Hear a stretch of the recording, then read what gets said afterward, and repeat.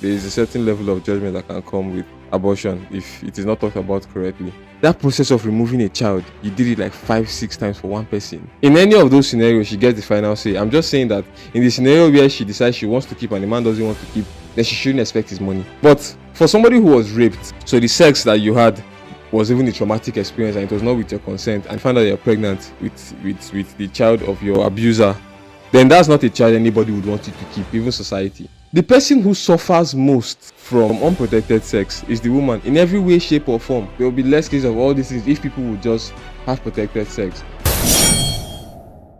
Good morning, good afternoon, good evening. Welcome back to the Good Living Podcast. This is episode 91, and I'm your host, Cookboy. I've always been your host, Cookboy.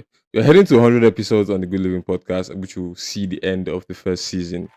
And I want to thank everybody who has been here on this journey from the beginning, from episode 1 till now. And I think we have about 70 or so video episodes, which is a lot if I really think about it. I want to appreciate everybody who has stuck by the podcast and have been listening and dropping your comments and engaging on our posts on social media and everything. This video is sponsored by Aura Nigeria. Aura Nigeria is a brand, is a clothing line that seeks to provide proper, elegant, and classy clothing for corporate women, for the corporate woman. And their Instagram page and link is in the bio, so you can check out some of the stuff and new collections they've got and do well to patronize them. Today on the podcast, we're going to talk about a topic that is a very, very hush hush topic. Everybody knows about it, but nobody really talks about it in public. And it is abortion. Abortion, ladies and gentlemen. And it's not abortion in any figurative way, it is abortion of a pregnancy, a human pregnancy. Because even I too have an abortion planned. What? I'm suspecting that my cat is pregnant. Thank God. I do not have the male cat I have at home with this female one that I suspect is pregnant is not old enough to fertilize her. So I've already told myself, if cats like to run out. If she runs out and comes back with a pregnancy, I will abort that pregnancy on the cat. Pussycats got fleas. So that's an abortion I plan. But we're talking about human abortion right now. And human abortion is a tricky topic. It's why people don't talk about it too much. And why? It is because it borders somewhat on our morality. There is a certain level of judgment that can come with abortion if it is not talked about correctly. So let's go straight to the point. Abortion is the removal of pregnancy. Simple as that, before it reaches its full term. So that is what abortion is. And a lot of people have engaged in abortion one way or the other. It's either you, as a lady, has aborted a child before, or you, as a guy, has paid for abortion or asked somebody to pay for abortion for you based on maybe your cultural different, rules and stuff like that. Last week we talked about Eliku, or the week before that, we talked about Eliku in the spontaneous episode. There is a spirit that deals with men, kills them actually for their wife's promiscuity. And some other people in their cultures have certain things that deny them permission to pay for abortions. These men deny them permission to pay for abortion. I think girls too might have that as well, where you cannot abort a child or else you die. But on a normal, say in modern world now, in modern culture, people have engaged a lot in abortion. A lot of abortions have been done over the years. You see people who go through relationships, 10 years relationship, and then when it finally ends, you see the woman say, after all the abortions I've done for you. That thing used to scatter my head when I was small. It's like that process of removing a child, you did it like 5, 6 times for one person. It's crazy. There's this taxi man we used to have in uni. I don't know where he is now. We used to call him Bishop. He was proudly telling us how his girlfriend has done 5 abortions for him that year. He was a taxi guy, so when we are going to club or coming back from club in uni, he's the one that take us. So he has experience. That guy is such a resource guy. If you need anything, he's a taxi guy, but if you need anything, Bishop will get it for you. If you get a girl pregnant and you need abortion, that's how you even got about the abortion. One of my friends got somebody pregnant and was looking to get rid of it. And Bishop had the plug. And we're asking Bishop, but how sure are you of this thing? He said he's sure. His girlfriend, I've done like 5 for him. This was in like 2016 or so. So That's that. But seriously, how bad is it? A lot of people like to talk about it like it's it's a gross evil that you can do, which to some degree is true. But we have to look at the small parts of abortion. There are different reasons why people want to get abortions. There are different reasons why people even get pregnant in the first place. And it's not the normal, how they call it, the frequent case of pregnancies that everybody has. People have different ways they get pregnant. But with abortion, in Nigeria, first of all, we're going to say, let me make this clear. Abortion is illegal in this country. It is a crime to take out a child that's already growing in your stomach before it reaches its full term. That is a criminal offense. And so all these doctors that do abortions for you and other people, they're actually committing a crime. In case you didn't know that. So I didn't know this myself until I was researching for this episode. So while it may look like such a bad thing, right? There are different things I want us to realize about abortion. The main reason people have an issue with abortion is that it feels like murder. It feels like you're killing a child. And when you say that, even assassins, even soldiers, there's a certain preference they have to women and children. They do not kill them. I don't know, the bandits we have in this country, they don't spare anybody. But if you watch movies and you talk to people who have really done bad stuff, they have a certain soft spot for women and children. And so when abortion refers to the killing of a child, it is a very, very sensitive issue that you have to follow with care. But at the same time, the only reason people who are heavy on how bad abortion is, the only reason they are like that is because abortion refers to taking of a life. But I would like to remind us that while it is true that abortion is taking of a life, what actually we humans give value to is not a life, it is a soul. And if something doesn't have a soul, we really do not pay any mind to it, which is why we eat plants and we eat animals, because they have life too. And some of those ones would be mature. A goat that has children, you murder it and eat it like a savage. But because you believe it does not have a soul or a personality, you do not feel guilty that much. But when it's a human child that also does not have a soul, it now becomes a tricky issue for you, because if you had left it, it would have matured into an actual human being that had a soul. Now, you can say, Coke Boy, how do you know this fetus doesn't have a soul? Well, I believe that the reason I think I have a soul is because of my consciousness. The consciousness that I have right now, and you, with the consciousness you have watching me right now, is why you are convinced that you have a soul. I do not have any memory of when I was in the womb. Neither do you. And at that point, it's safe to say that you do not have a soul assigned to you yet until you are born into this world. Now, this is not to say abortion is right. I am just saying, if in case you're too far on the right or on the left of this issue, you need to get everybody's, you need to take a lot of people's thought pattern into consideration before you decide what side you're going to stand on and what punishment you're going to be meting out to people who commit the crime of abortion. Next point. In the US, for example, it's not like Nigeria where the whole country has agreed in our constitution that abortion is a crime. In the US, some states are for pro-life, right? There's a division. It's pro-life or pro-choice. Pro-life is for those who believe that you have to have the child you're pregnant with, and pro-choice is for those is of the opinion that you can keep the child or you can abort the child. Abortion is a crime. But in Nigeria, it is not like that. But there's one thing I want us to know, and that thing is this: that innately as human beings, we have our moral compass already set inside us. And it is as we grow older and we experience things through life that moral compass gets adjusted. So to me, stealing might be outlandish.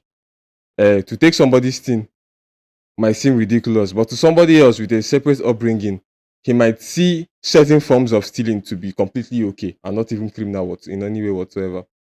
But it's because of that reason, their upbringing and stuff, it has adjusted their morality scale, and some things that you might see as wrong things, people will see it as okay. And I think that's the same thing with abortion. But I believe innately we know and feel that abortion is wrong.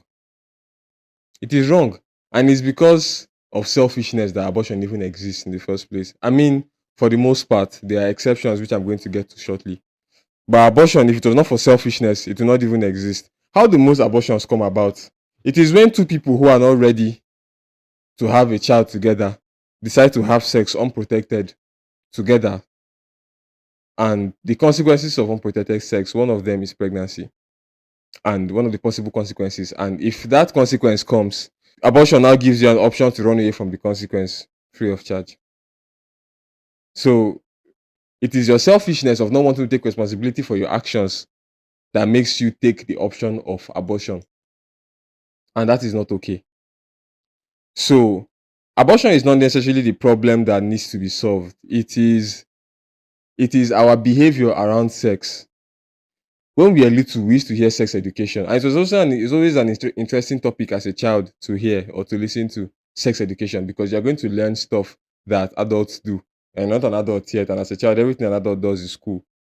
And if they teach you well, you understand that, oh, protected sex is good. Protect yourself. We used to learn these things. We used to see condom adverts on TV before. I don't even know why they don't show them anymore. Zip up. There's this one. I can't remember if it's Good Cycle or who, but they had this phrase, zip up, in their ad. And those things are not done as much anymore. And I don't know why, but now it is the responsibility of parents at home to teach children about sex, which they really do not do. One of the first ever episodes on this podcast is Parents, Children, and Sex. I listened to it recently, and the difference in my voice was shocked. I just looked like I sounded completely like my younger brother.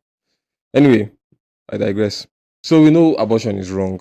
And the problem we have to solve is our attitude around sex, like I said. If you are taught to only have sex with protection, and without protection, sex doesn't exist. If you are taught that way, there will be less issues of, first of all, unwanted pregnancy, and then even diseases and sexually transmitted infections and stuff like that. There will be less cases of all these things if people would just have protected sex. But condoms cost money, and if you don't have it readily on hand, you can easily decide to go ahead without it, especially if two of you are horny enough. So we have to pay attention to these things. It's what happens in real life.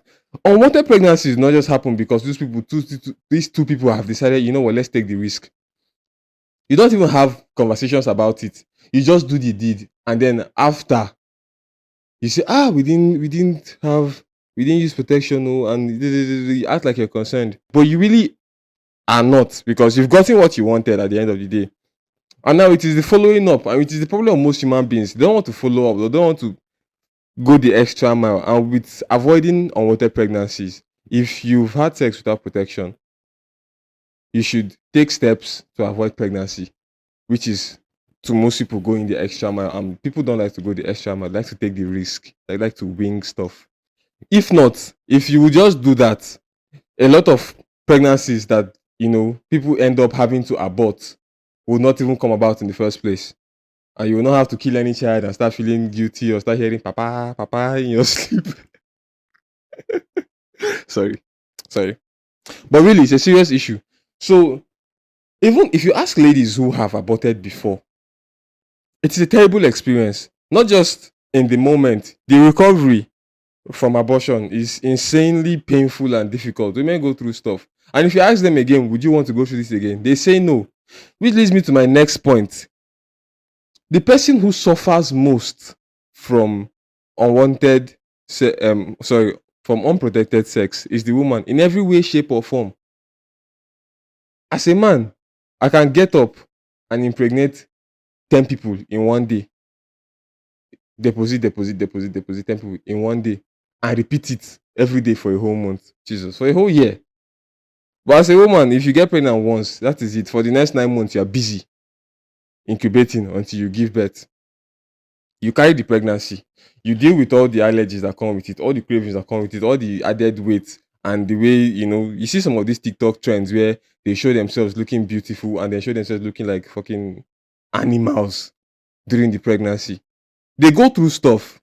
By the way, let me say something about those videos where they will post pregnancy, because I don't get it. I don't know who you're trying to deceive. Me, if I see something I don't like, I will talk. Because you are saying pregnancy dealt with me, and the video you first showed us is riddled with filters and makeup. And then you now show us your real face because you've gained a little bit of weight and there's a little bit of roughness. You now say it is pregnancy that took you from that high level of beauty to this animalistic looking individual that is in the camera. I mean, it's unfair. I don't think it's true. I think they just do it for social media content, but that's by the way. What I'm saying is, pregnant women really go through stuff. And if you are not ready to carry a pregnancy and have your child, then it is on you as a woman to take responsibility to avoid pregnancy. And and you might say, oh no, but we should do it together. You know, you and the man do it together. The men don't care. Even if it's your boyfriend, even if it's your fiance, if you're not ready for the child, then he doesn't care about making it. He's not doing. If a couple is trying for a baby, you know that they are having sex because they want to reproduce. If a couple who is not married are having sex, they are doing it for the fun of it because, oh, we are adults now, so we can engage in this exciting activity. And if they're doing it for that reason, then they don't want a child. And the man sure as hell doesn't want a child. But it is you who's going to carry the child if he eventually comes. So it should be your responsibility to avoid it. So what is the first thing? Before you have sex with anybody or you agree to have sex with anybody, this is in case of a one night stand, for example, or somebody you're having sex with for the first time, insist on protection. If you know you're going to go to somebody's house and you're going to have sex, I don't know how some of you do it though. Some people used to pre-plan it and even it's like setting a match. So if you're that sure, why don't you just add protection inside that assurance? Let it be among the full package. Because some of you will be like, I'm hungry, oh. Do you have food at home? Do you have smoke at home? You now ask, do you have condom at home? Do you have protection? Do you have post-note too? You now ask all those ones. Stupid questions you'll be asking. And then you go and you get pregnant. I mean, it's your responsibility as a woman to avoid pregnancy. And then if you're lost in the moment, maybe you went out on a date, you guys got drunk, it's really sweet, and you do your thing, there's also preventive measures. You can take post-note. Post-note is 500. There's another one. I think the post pill is 1750. How? How did he know? These are the updated prices as of today. Recording date is 14th or 15th of June 2024. As of today, these prices are updated. If you do not have these things, if you cannot afford a condom or a post pill as a man, why are you even having sex in the first? Why are you having unprotected sex in the first place? And as a lady, you should demand that these things are available. They are different. You don't have to make it awkward because there's a way you ask for post pill and condom. It now look, to just scatter the mood, but it's a requirement. And even if you don't do it before, so you don't ruin the mood, you can ask for it after. And then even before, even if you don't want to have sex with, what am I saying? Even if you don't want to have that awkward conversation with the person you want to have sex with, by yourself, you can go and get what IUD. You can get contraceptive that stays in your body and lasts you for years. And I spoke to some ladies about having that process done, and it seems some people seem very unsure about wanting to do it. When something is not as when people are faced with things that they are not used to, there's a certain resistance you face. In agricultural extension in uni, they used to teach us there are different levels of acceptance people have when you bring agricultural innovation to a new place. There are people who accept it immediately. There are people who are very difficult to convince. There are people who would never accept it. And that's the way I feel ladies go about this contraceptive. So, bottom line of everything I've just been yapping about is, woman, it is your responsibility to make sure you do not have to do an abortion at the end of the day. It's your responsibility to make sure that the person you're sleeping with has protection on. It's your responsibility to make sure that you have contraceptive in case you go and do it without protection. It's also your responsibility to take a post pill after if you don't have any of these things prior. And if any pregnancy comes about, that is why, you know what?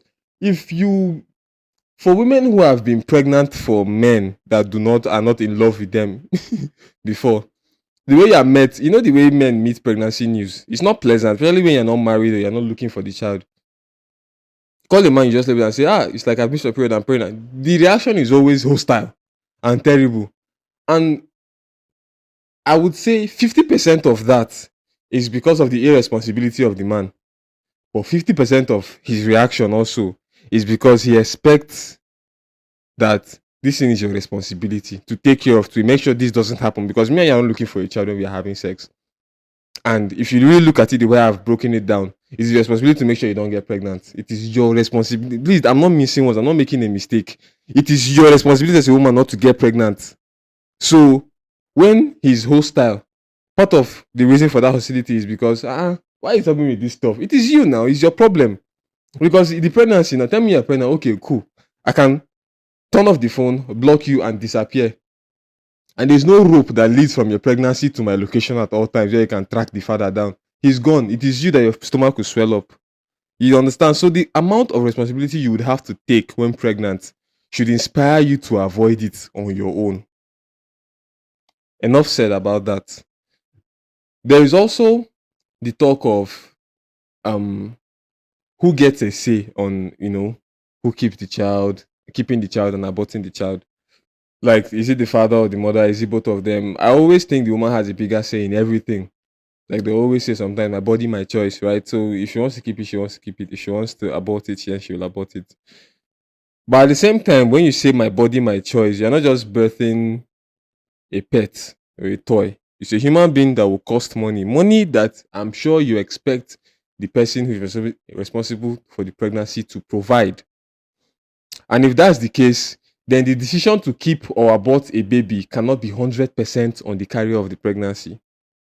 The person who impregnated you, if he's interested in making that decision, deserves a contribution, deserves a say in whether that child is born or not.